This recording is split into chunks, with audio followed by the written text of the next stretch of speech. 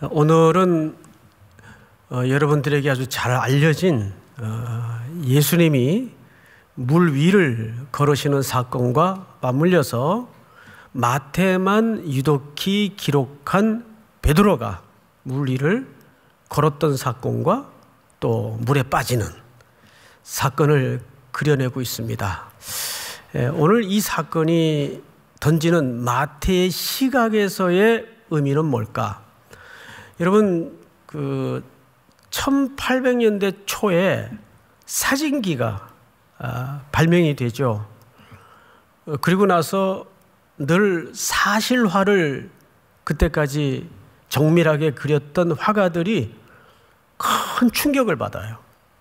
야, 이제 우리는 뭘 먹고 사나 해서 화가들이 혼란을 겪습니다. 그때 여러분들이 잘 아는 모네라는 화가는 아이디어를 내서 그 패러다임을 바꿉니다. 하루 종일 새벽부터 들녘에 추수가 끝난 다음에 이렇게 아무렇게나 이렇게 쌓아놓은 건초더미를 하루 종일 그리는 거예요. 그 전까지는 사물을 정확히 그리기 위해서 기차로 여행도 해야 되고 찾아가기도 해야 되고 사람도 만나야 되고, 근데 사진기가 턱 나오고 나서는 그림하고는 비교할 수 없는 거의 사물에 가까운 화면을 이제 사람들은 만나게 됐단 말이죠. 하루 종일 건초더미를 그리면서 거기에 이런 느낌들을 열거해 놓습니다. 새벽녘에 뿌옇게 어둠이 거두어지면서 들녘에 보여진 건초더미의 모습, 또 찬란한 태양이 떠오르면서 그 햇살 속에 비춰지는 건초더미의 모습, 뜨거운 정오의 한낮에 그 태양 밑에 아주 절정의 색깔로 모습을 드러내는 건초더미의 모습, 해질 무렵 불타오르는 황혼에 물든 건초더미의 모습, 이게 다 다르더라는 거예요. 사물은 똑같은데 자기 화폭에 그렇게 차이나는, 그리고 일상 속에서 변해가는 스토리를 담아내면서 모네는 굉장히 유명해집니다. 이 이야기가 모네 일상으로의 기적이라는 책에 묘사된 내용들이에요. 저는 이제 그 책을 우연히 이북으로 이제 구매를 해서 지난 주간 이렇게 쭉 읽다가 참 많은 걸 깨닫게 됐습니다. 워낙 이제 미술의 문외한이다 보니까 참 깨달은 바가 많아요. 근데 성경도 똑같아요. 마태복음이 있고 마가복음이 있고 누가복음이 있고 요한복음이 있는데, 이 사건은 공간복음서의 기자의 이야기가 다르고 또 요한복음의 기자의 이야기가 달라요. 근데 스토리는 똑같아요. 그래서 오늘은 그 차이점 중에 마태의 시각은 뭘 담아내고 싶었던 걸까?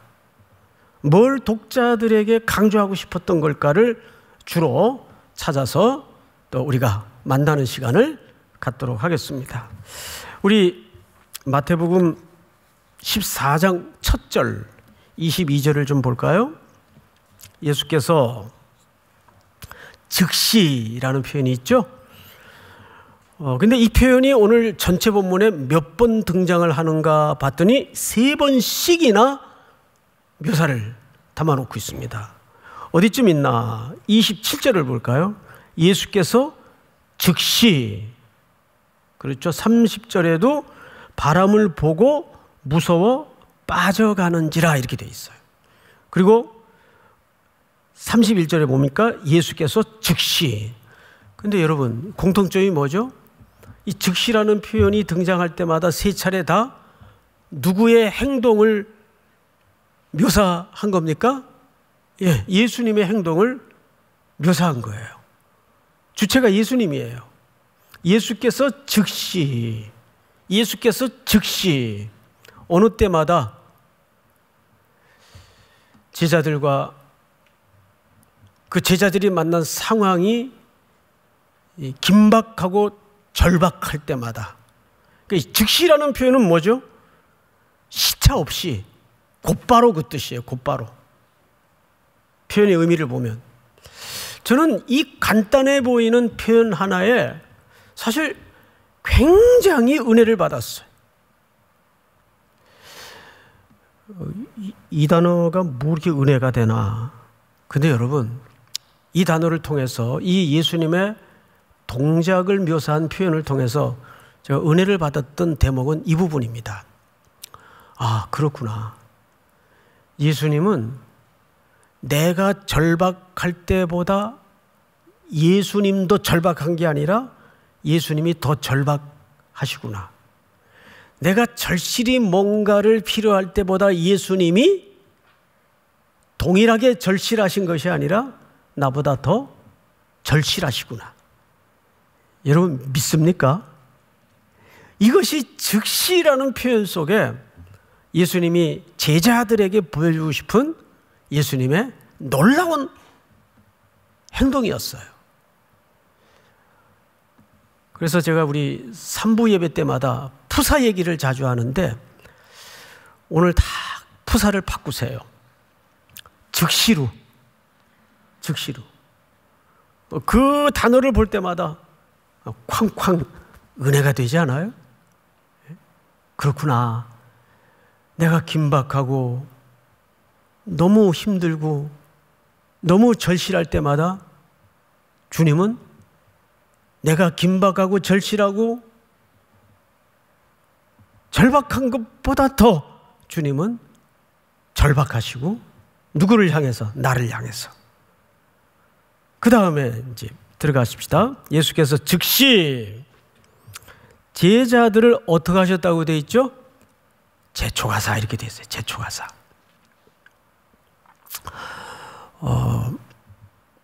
제촉이라는 말은 언제 쓰는 표현입니까?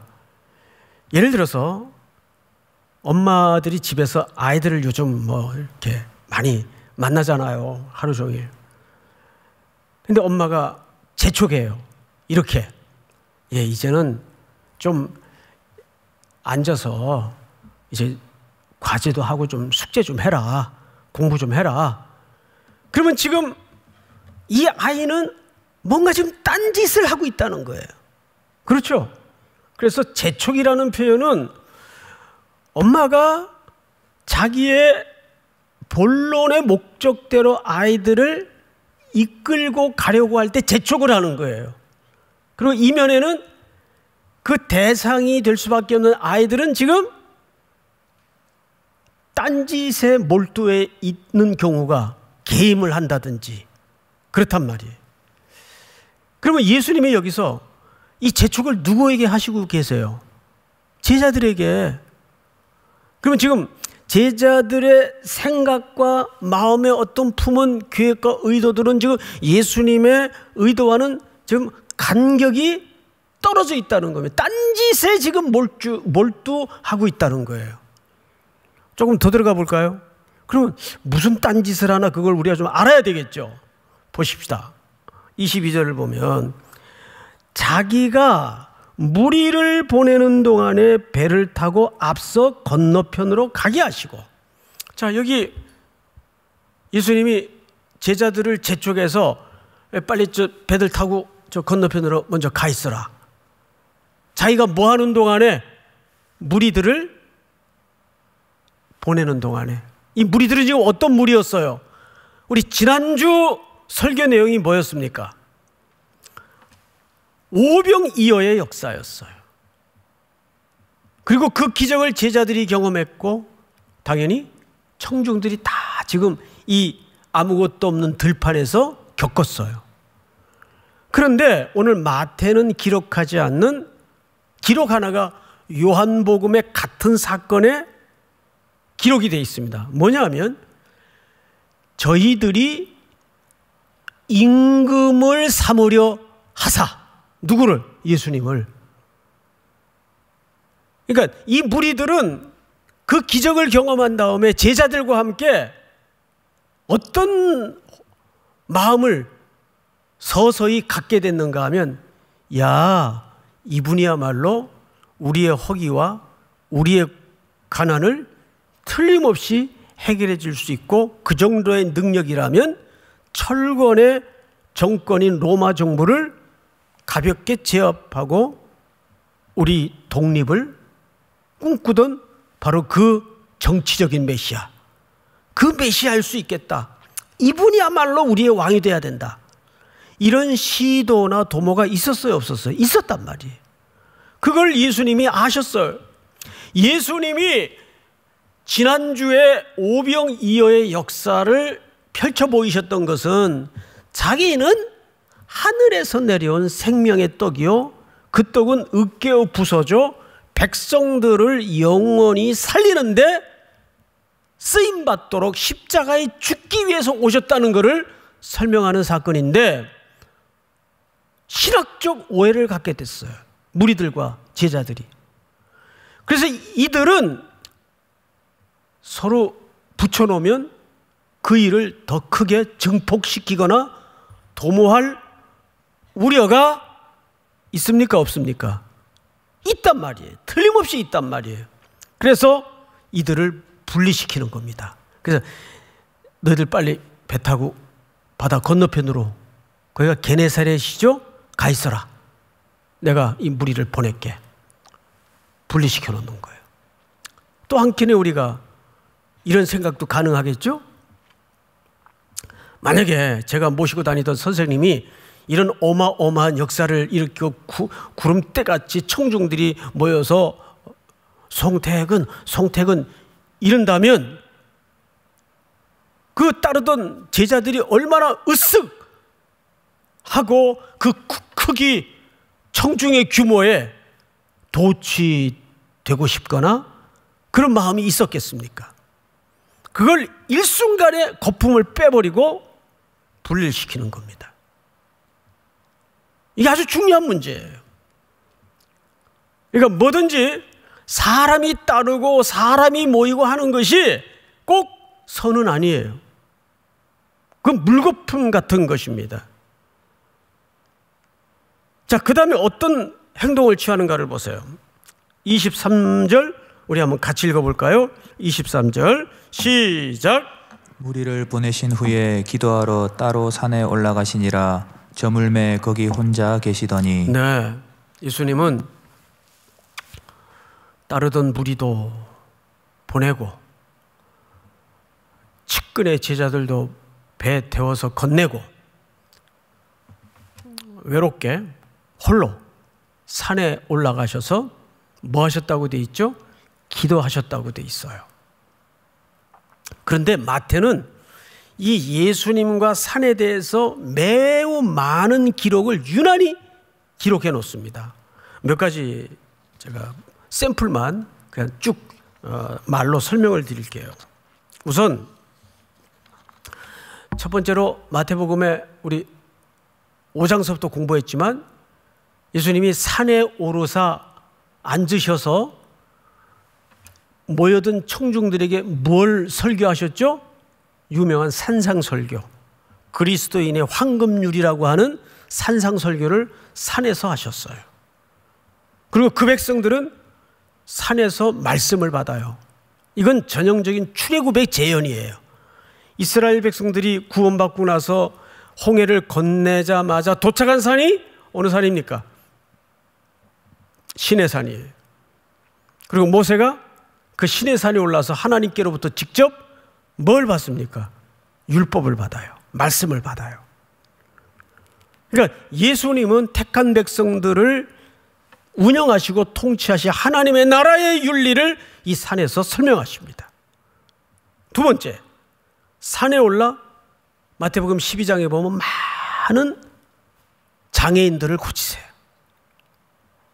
그 말씀을 가르치는 사역과 치료하시는 사역을 마태는 일관되게 강조하고 있습니다.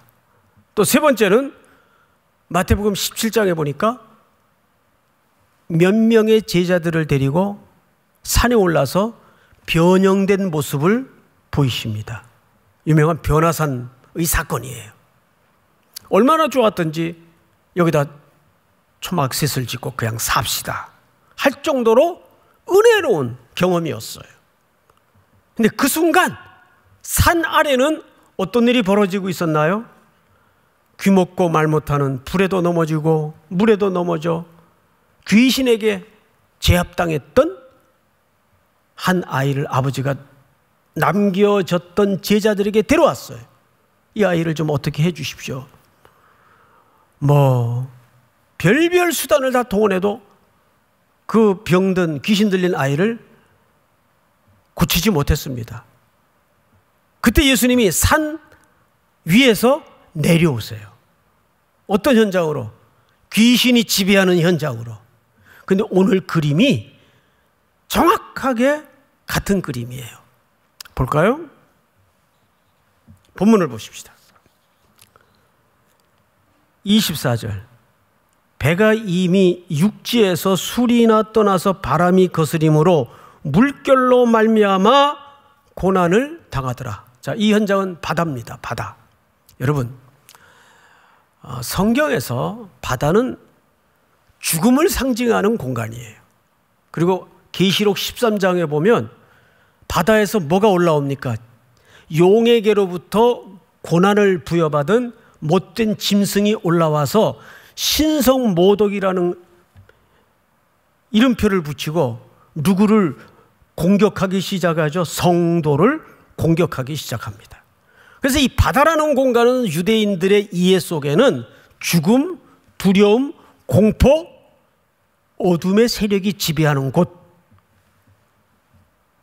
바로 거기가 바다예요. 근데 오늘 보니까 이 바다에서 제자들이 물결로 말미암아 뭘 당하더라? 고난을 당하더라.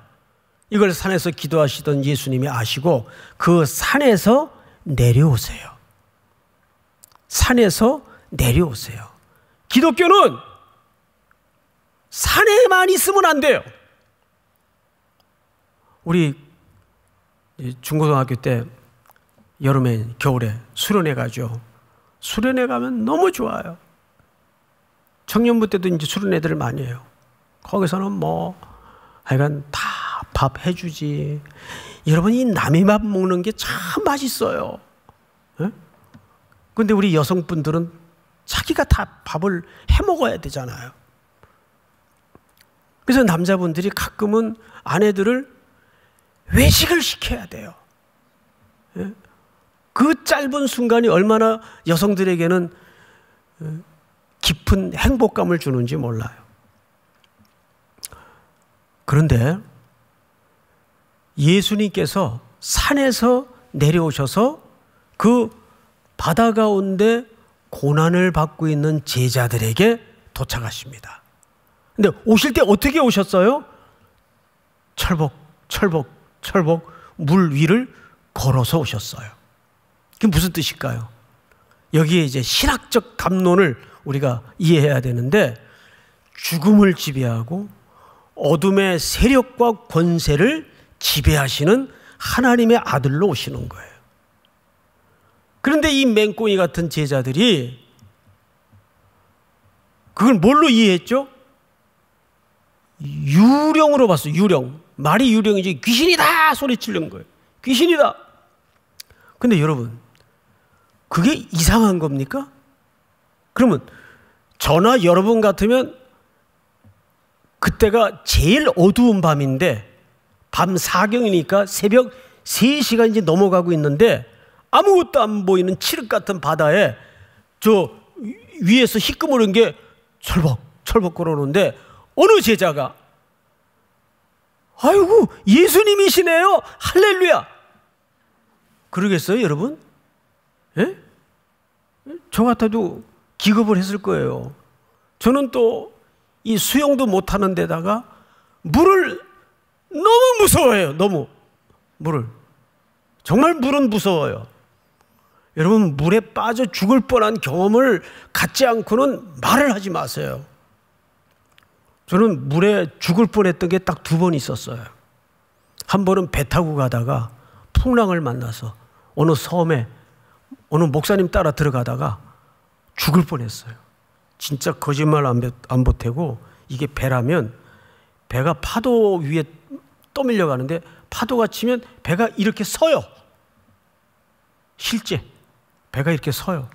그 배 안에 한번 타본 적 있어요? 예? 아, 이렇게 죽는구나 싶더라고요. 근데 한 번은 또 강원도에서 물놀이를 하다가, 그때 저희가 강원도에 살았어요. 아버지가 군인이니까 이사를 많이 다녔어요. 팔도강산으로. 그 원주에 쌍다리 밑에 그 개천 정도 되는데, 어릴 때니까 깊었겠죠. 수영을 하다가 밑에 이런 쇠꼬챙이가 물이 뿌여니까 안 보였죠.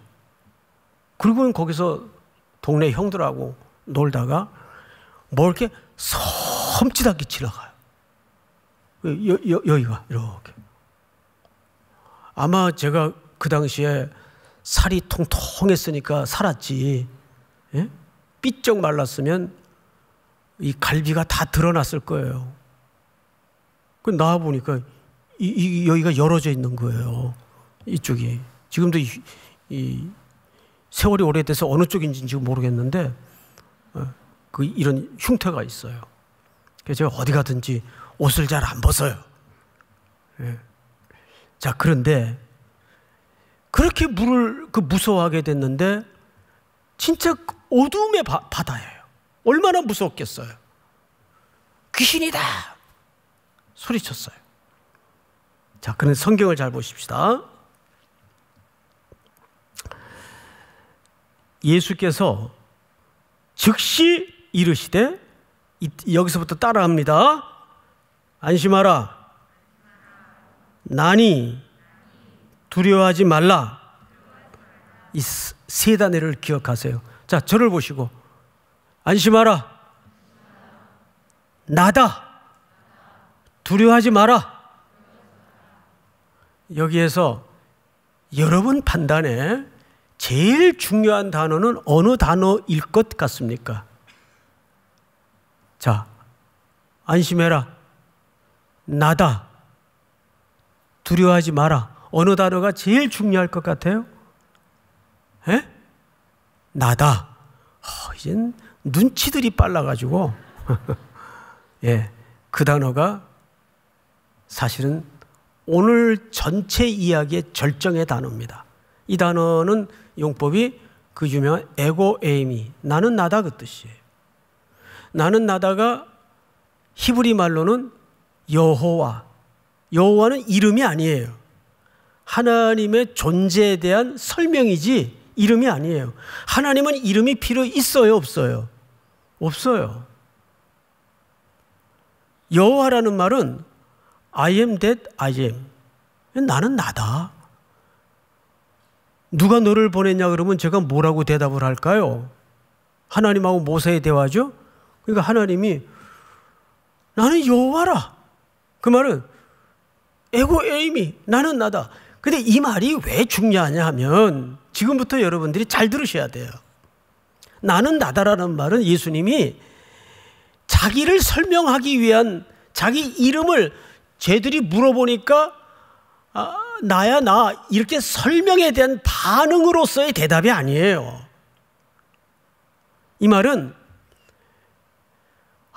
이걸 제 조부러운 언어의 한계 때문에 설명이 될까 모르겠습니다만은 이거는 모든 일반 원리와 이성과 그 이상을 넘어가는 자기 설명이에요.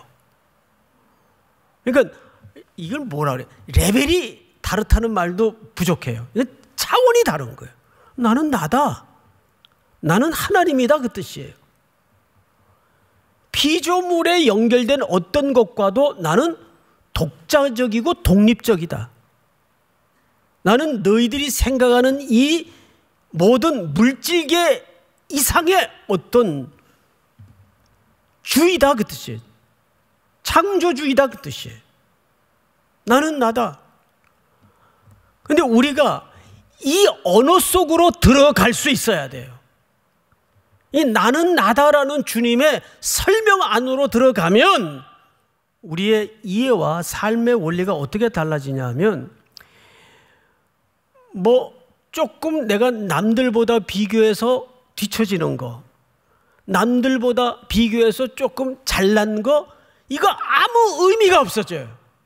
그런 이 세상 사람들이 흔들고 쥐고 있고 쟤는 그런 물질계의 이해와 아무 상관이 없어져요. 그 초대가 뭐냐 하면 나는 나다. 너희가 그 설명과 그 언어 속으로 들어오라 그 말이에요. 안심하라. 두려워하지 마라. 나는 나다. 폭풍도 제어하시고 바다도 다스리시고 만물을 창조하신 분이 나다. 그 뜻이에요. 믿습니까? 그러니까 이 나다라는 말은 그냥 유령이라고 했으니까 유령 아니야 나야 이 뜻이 아니에요. 그 너머의 설명이에요. 이해가 안 되면 제 아우성으로라도 이해를 하세요. 무슨 소리인지 알겠죠? 예. 뭔진 하여간 모르겠는데 저 사람이 오늘 굉장히 중요한 얘기를 하는구나. 그렇게만 좀 이해하셔도 정말 고마울 따름이에요. 무슨 소리인지 알겠죠? 그 표현이 나는 나다예요. 창조주 하나님이시다 그 말이에요. 물도 만드시고 바람도 만드시고 바다도 창조하신 하나님. 나다. 여기 주인이 그래서 물 위를 걸으시는 거예요. 여러분들이 그 초대와 그 언어 속으로 들어올 수 있어야 돼. 이걸 깨닫는 순간 바울을 가르쳐서 성경은 세상이 감당하지 못했던 사람이라고 고백합니다. 감옥에 집어넣었더니 감옥에서 찬양을 해요. 그리고 자기가 부활의 주님을 만나기 전에 대단한 줄 알고 붙들고 살았던 그 이력, 배경, 세상의 영광 뭐처럼 여겼다고요? 분토, 배설물처럼 여길 수 있더라고요. 어떻게 하루 종일 매맞고 감옥에 집어던져졌는데 찬송을 할 수 있어요? 그러니까 세상이 그를 빼앗아도 그를 이기지 못했고, 그를 엄청난 영광의 자리에 던져도 그를 이기지 못했어요. 왜? 그거하고는 관련지어서 그의 인생이 굴러가지 않았기 때문에, 오로지 엔 크리스토스, 그리스도 안에서만 자기의 존재 가치를 찾으니까 나는 나다. 믿습니까? 그러자 오늘 이 스토리가 여기서 끝나면 참 은혜로울 뻔했어요. 그런데 이 배씨가 뭐라 그러냐면은, 베드로가 대답하여 이르되 주여, 만일 주님이시거든 나를 명하사 물 위로 걸어오라 하소서 하니. 나는 이 발상도 놀라운 발상이라고 봐요. 여러분 같으면 이런 발상을 하겠어요? 네? 정말 주님이시면 나를 명해서 물 위로 걸어오라 하소서. 그런데 이 베드로보다 한술 더 뜬 분이 누구냐면 예수님이에요. 와라 그랬어요. 와라. 이제 배하고 예수님은 지금 간격이 있었겠죠? 베드로가 이 배에서 내려서 예수님에게로 갑니다. 그러면 배가 있던 장소와 베드로도 간격이 지금 좀 멀어지는 거예요. 그렇죠? 예, 간격이 지금 멀어지고 있어요. 그러다가 잘 가다가 와라 하는 말을 듣고 믿고 가다가 질문합니다. 베드로는 물 위를 걸은 겁니까? 안 걸은 겁니까? 다시요. 베드로는 물 위를 걸은 겁니까? 안 걸은 겁니까? 걸은 거죠. 여러분 물 위 걸을 수 있어요? 나는 그래도 한 3발짝 정도는 걸어본 적이 있다. 있어요? 근데 이게 이론으로는 가능하다 그래요. 앞발 빠지기 전에 뒷발 빼고 뒷발 빠지기 전에 앞발 빼고. 이걸 뭐라 그러냐면 말장난이라 그러는 거예요. 이걸. 예? 말도 안 되는 소리를 누가 이렇게 만들어요. 하나님은 전능하시죠? 전능하지.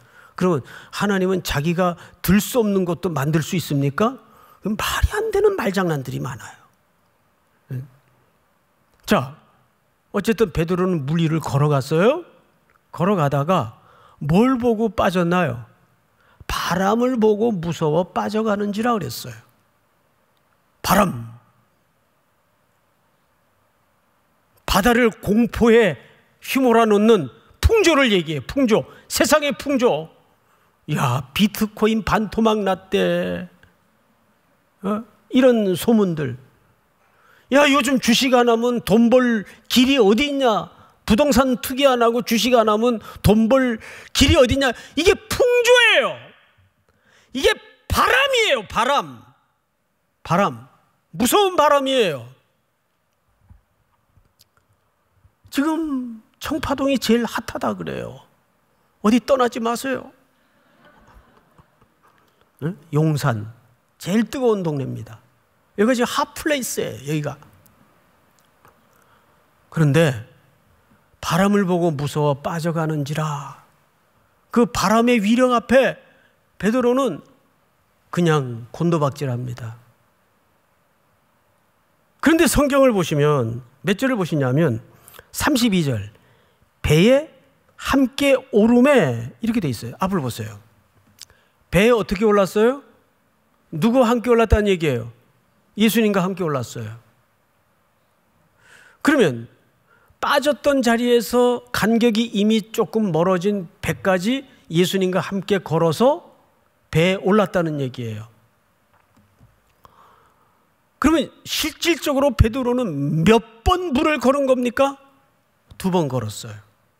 예수님에게로 갈 때 한 번 걷다가 그 첫 번째 기적은 바람 보고 바로 곤두박질하는 기적이었어요. 그런데 2번째 물 위로 걸었을 때는 빠졌어요? 안 빠졌어요? 안 빠졌어요. 왜 안 빠졌나요? 예수님이 함께 하셨기 때문에. 그거 답이 돼요. 당연히 예수님이 함께 하셨기 때문에 안 빠졌어요. 그리고 2번째는 바람은 그런데 불고 있었어요? 안 불고 있었어요? 불고 있었어요. 바람은 언제 끝났죠? 배에 오르고 나서야 바람은 멈춥니다. 바람은 그칩니다. 그 배 안에 만물의 주인 되시는 예수님이 함께 오르시자 바람은 멈추고 바다의 요동도 끝이 나요. 그럼 마지막으로 여러분들에게 묻고 싶은 게 있어요. 첫 번째 베드로가 걸었을 때와 2번째 베드로가 걸었을 때의 차이는 빠진 것과 안 빠진 것의 차이인데 여기에 더 중요한 차이가 하나 있어요. 그 차이가 뭘까요? 자, 성경을 보세요. 몇 절을 보시냐면 30절 바람을 보고 무서워 빠져가는지라 소리질러 이르되 주여 나를 구원하소서. 앞을 보세요. 이 주여 나를 구원하소서는 오늘 나다라는 예수님의 에고 에이미와 함께 쌍벽을 이루는 중요한 질서입니다. 인간이 창조주 하나님 앞에 마지막 취해야 될 가장 아름다운 행동은 주여 나를 불쌍히 여기소서, 긍휼히 여기소서. 제가 저녁 예배 때 이 얘기를 몇 번 한 적이 있는데 저희 집에 2 아이가 아주 어릴 적에 큰 아이인지 작은 아이인지는 모르겠어요. 그때 노트북이 400만 원 이상이었어요.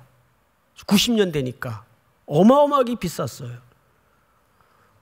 그걸 어렵게 모아가지고 사서 거기에 모든 논문 쓸 자료들을 다 모아놨어요. 근데 어느 날 첫째 아이인지 둘째 아이인지 모르겠어요. 그걸 순식간에 못 쓰게 만들어 버렸어요. 그 노트북을. 저는 미치는 줄 알았어요. 그걸 다시 워드 작업해서 넣을 수도 없고 다 망가진 거예요. 그래서 사색이 된 둘째 아이인지 첫째 아이인지 모르겠어요. 그 아이를 앉혀놓고 고래고래 소리를 질렀어요.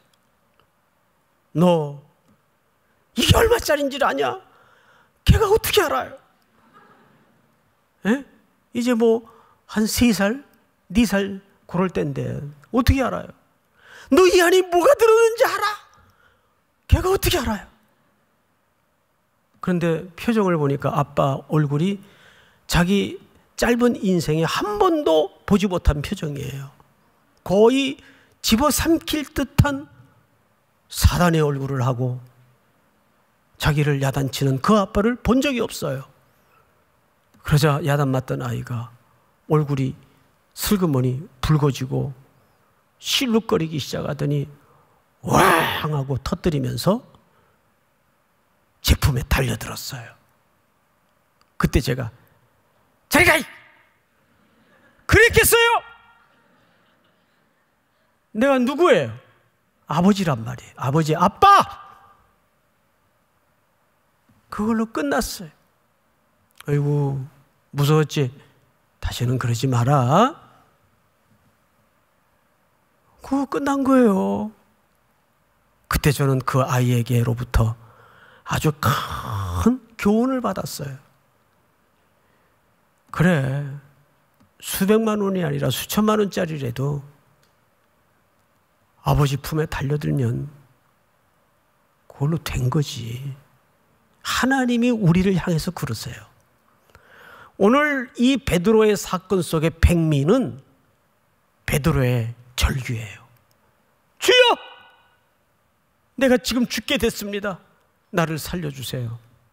최고의 성도들이 마지막까지 붙들어야 될 진실입니다. 믿습니까? 오늘 이 말씀이 또 한 주를 살아내는 여러분들에게 깊은 교훈과 원리가 될 수 있기를 축복합니다. 다 일어나십시다.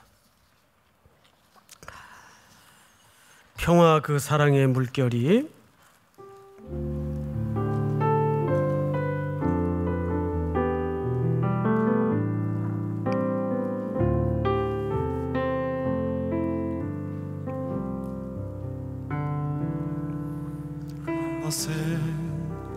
풍랑을 넘어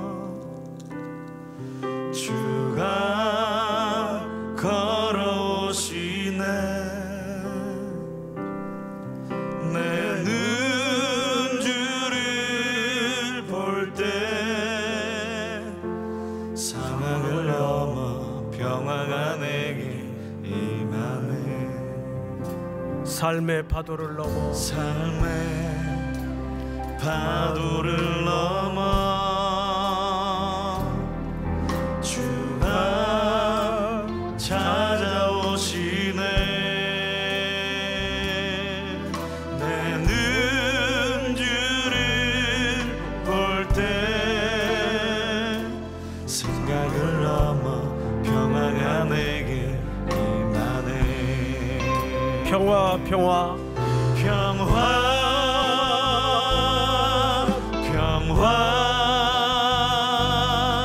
그 사랑의 물결이 내 안에 주님 내 삶의 주인 되시니 오늘도 난 이 풍랑을 건네. 평화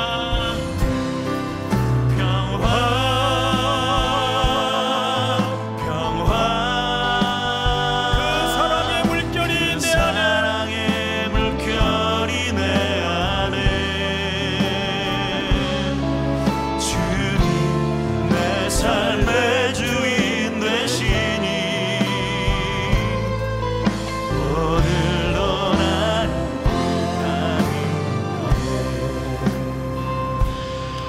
우리 한번 머리 숙여 기도합시다.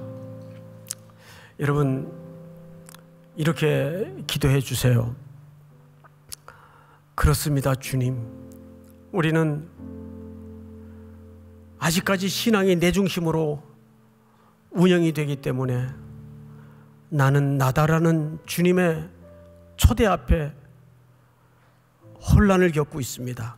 여러분, 오늘 그 안으로 들어가십시오. 나는 나다.